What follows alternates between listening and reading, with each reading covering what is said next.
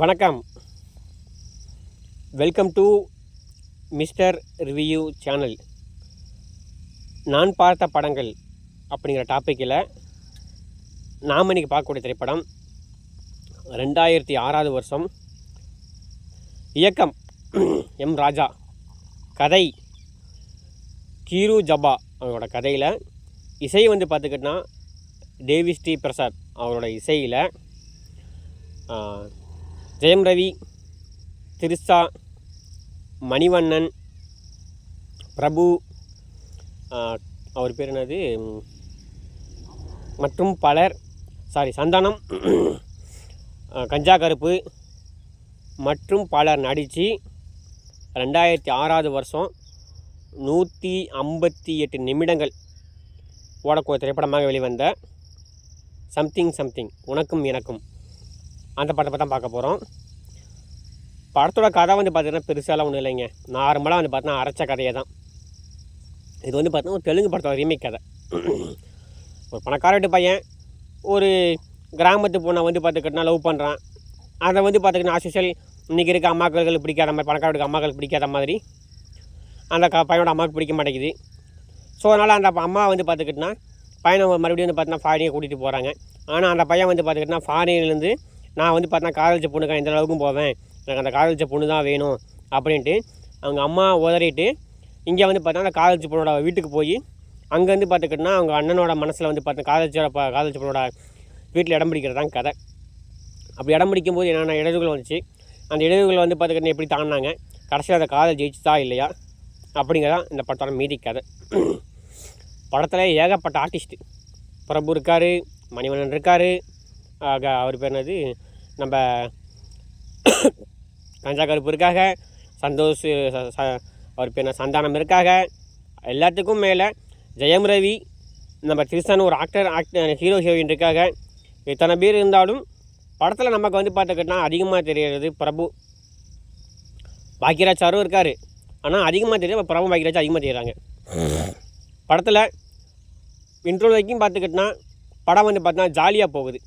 படத்தில் பார்த்துக்கிட்டனா இளமை துள்ளல், பாடல்கள், காதல், ரொமான்டிக், காமெடி சீன்ஸ்னு அப்படியே காமெடியாக போனாலும் இன்ட்ரோவுக்கு அப்புறம் பார்த்துக்கிட்டனா கொஞ்சம் சீரியஸாக, நீ என் பொண்ணை பார்த்து என் தங்கச்சி கல்யாணம் பண்ண முன்னே விவசாயம் பண்ணி என்னோட பார்த்துக்கிட்டனா ஒரு பருக்க நெல்லாவது அதிகமாக எடுத்துனா என் பொண்ணை என் தங்கச்சி சந்திரா அப்படின்ட்டு சொல்லும்போது அந்த பொண்ணுக்காண்டி பார்த்தீங்கன்னா ஒரு விவசாயம் பண்ணி ஒன்று ஜெயிக்கிற மாதிரி காட்டுறதெல்லாம் பார்த்துக்கிட்டனா சினிமா தனமாக இருந்தாலும் விவசாயிகள் பார்த்துக்கிட்டனா எவ்வளோ கஷ்டப்படுறாங்க, விவசாயங்கிறது எவ்வளோ கஷ்டமான வேலை அப்படிங்கிறதையும் ஒரு சில சீனை காட்டினது கொஞ்சம் நல்லா தான் இருந்துச்சு. படத்துக்கு மியூசிக் பார்த்துக்கிட்டனா தேவி ஸ்ரீ பிரசாத்.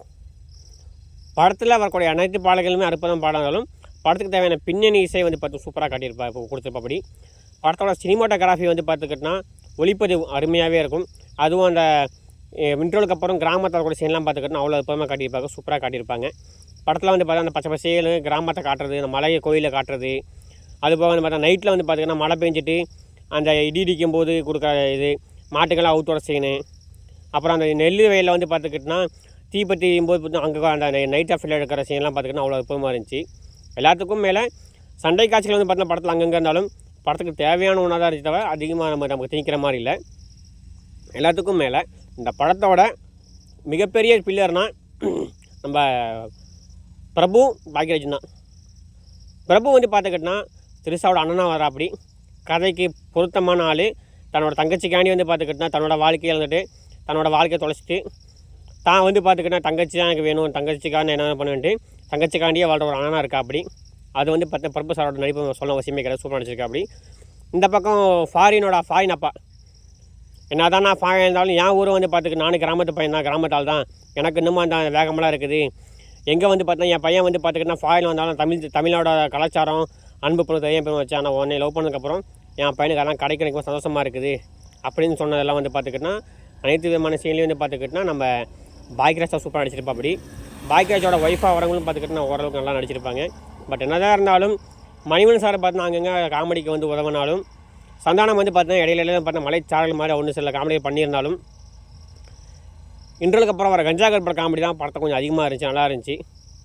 அதே மாதிரி ஒரு காமெடி பார்த்தீங்கன்னா சூடு ஓகே, சொரணை கம்மி அப்படின்ட்டு தலையில் பார்த்தா சர்க்கரை போட்டுட்டு சாப்பிட்ற சீன்லாம் பார்த்துக்கிட்டா அற்புதமாக இருக்கும். அதெல்லாம் பார்த்தா கொஞ்சம் காமெடி, கொஞ்சம் சிரிக்கிற மாதிரி இருந்துச்சு. படம் வந்து பார்த்தோன்னா லேகாக போயிட்டு இருக்கும்போது கொஞ்சம் இடத்துல சிரிக்கிற மாதிரி இருந்துச்சு. அதே மாதிரி அந்த படத்தோட மிகப்பெரிய இது வந்து பார்த்தோன்னா கிளைமேக்ஸில் வந்து பார்த்தோன்னா வரக்கூடிய அந்த பாட்டு எல்லாமே வந்து பார்த்தா கொஞ்சம் அற்புதமாகவே இருக்கும்.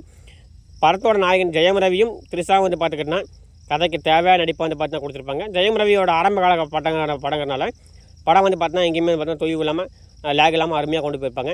த்ரிஷா வந்து பார்த்தோன்னா படத்துக்கு தேவையான நடிப்பை கொடுத்துருப்பாங்க. அது மட்டும் இல்லாமல் ஜெயம் ரவி வந்து பார்த்தோன்னா ஓவர் ஆக்டிங் இல்லாமல் சூப்பராக நடிச்சிருப்பா. அப்படி எல்லாத்துக்கும் மேலே இந்த படத்தை யார் பார்க்கணுமுன்னா கொஞ்சம் கன்னடம் தெலுங்கு ஆடியன்ஸுக்கு வந்து பார்த்தா படம் பிடிக்கும். ஆனால் தமிழ் ஆடியன்ஸுக்கு ஏற்ற மாதிரி படத்தை ஒரு சில மாடிஃபை பண்ணி படத்தை கொடுத்ததுனால படம் வந்து பார்த்தீங்கன்னா லேகெல்லாம் போகும். லவ் பண்ணுறேன், எனக்கு வந்து பார்த்திங்கன்னா நான் லவ் பண்ணுறேன், ஆனால் எங்கள் அப்பா அம்மா சொல்லிட்டாங்க விட்டு போகிறேன் அப்படின்னு நினைக்காம லவ் பண்ண பொண்ணுக்காண்டி கடைசி வரைக்கும் எந்த அளவுக்கு போகணும் அப்படிங்கிறத அந்த படம் காட்டியிருப்பாங்க.